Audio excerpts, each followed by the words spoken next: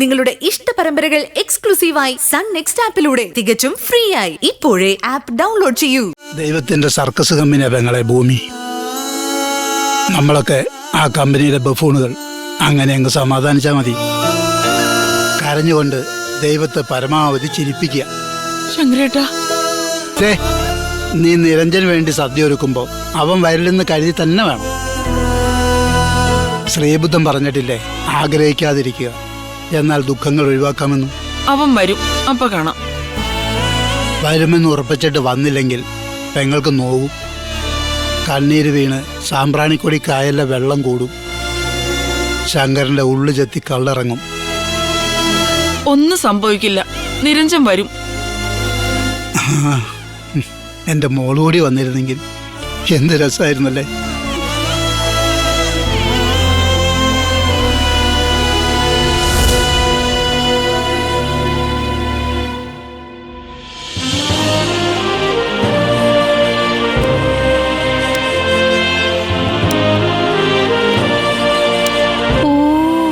ഒരുങ്ങി വരുന്ന വരവ് കണ്ടാ തോന്നും ഇന്ന് കല്യാണാണെന്ന്. നിന്റെ മുഖത്തെ 3 ലെയർ പുട്ടിയും കഴുത്തറ്റ നെക്ലസും ഈ പട്ടുസാരിയും കണ്ടാ തോന്നുവല്ലോ നിനക്ക് 3 നേരം കല്യാണമാണെന്ന്. ആദ്യം അവനവന്റെ കാര്യം നോക്കാൻ പഠിക്കും. ഓ,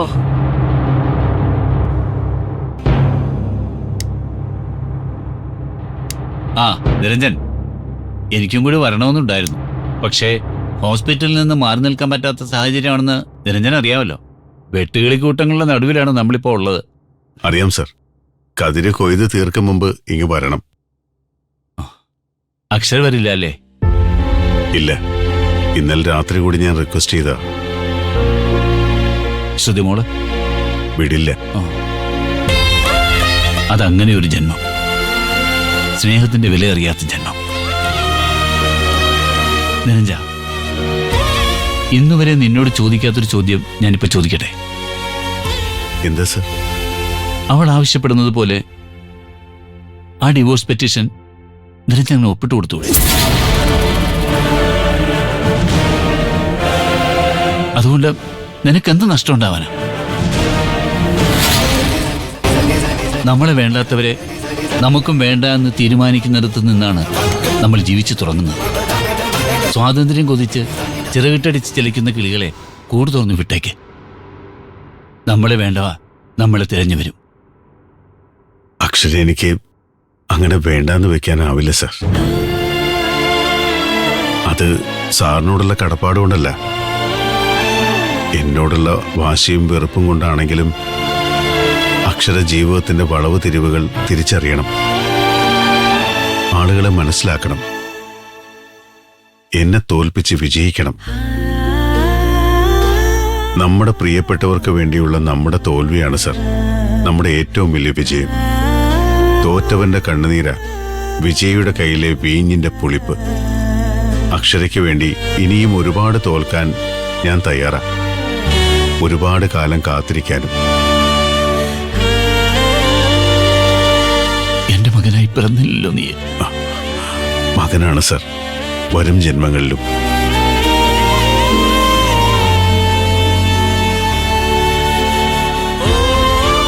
വേണ്ടെന്ന് പറയണ്ട.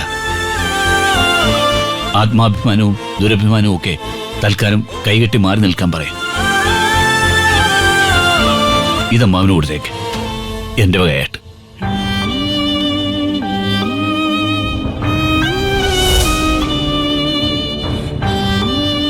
ശരി, ഞാൻ ഇറങ്ങാം.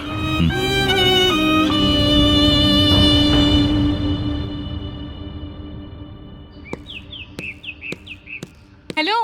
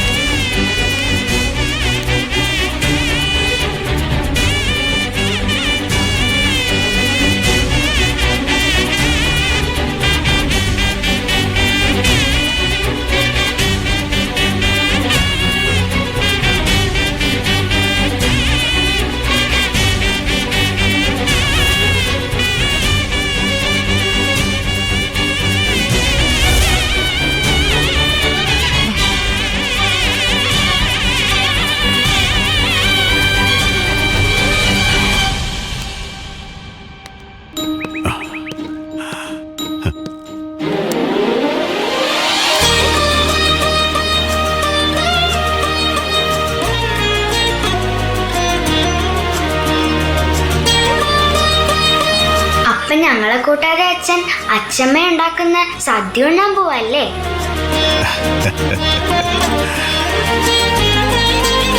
അച്ഛന് സന്തോഷായി.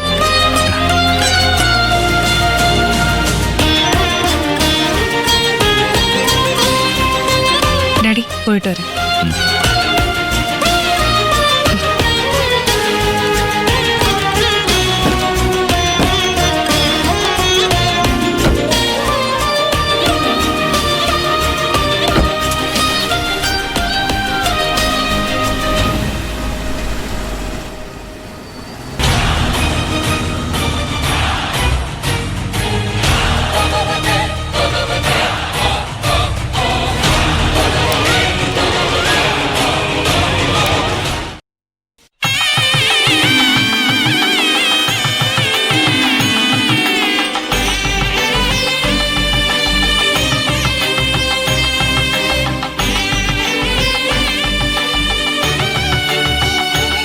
എന്റെ കയ്യിലൊന്ന് ഉള്ളിക്ക്.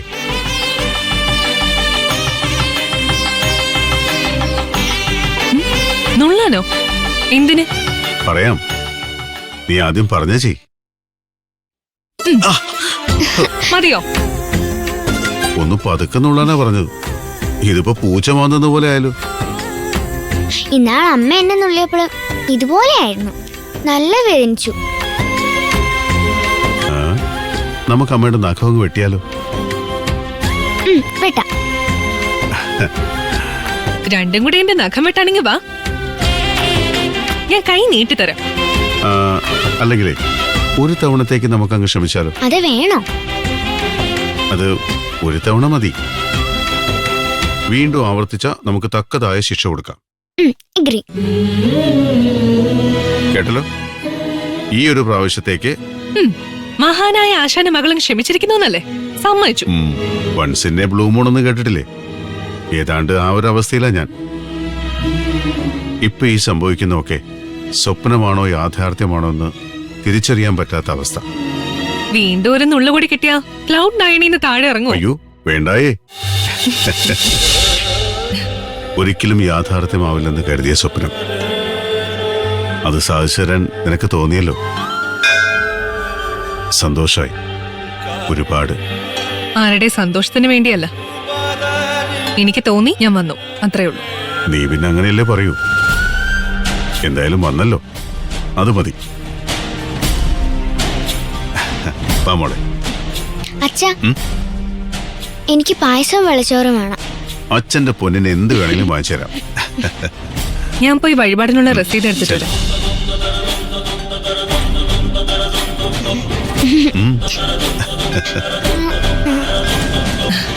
ഒരു ഐക്യമത്യ പുഷ്പാഞ്ജലി. നിരഞ്ജൻ, രോഹിണി, അക്ഷര, അശ്വതി.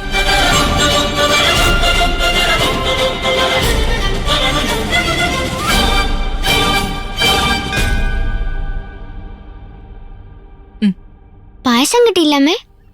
പായസവും പടച്ചോറും നമുക്ക് പോവാൻ നേരം വാങ്ങാം. വാ. ശരി.